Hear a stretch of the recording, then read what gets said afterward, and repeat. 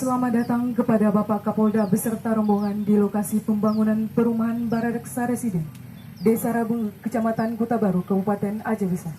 Kepada Bapak Kapolda berkenan menuju tempat pesijuk dan dilanjutkan dengan peletakan batu pertama. Acara pesijuk dipimpin oleh Tengku Hasbuah, Imam Desa Rabu.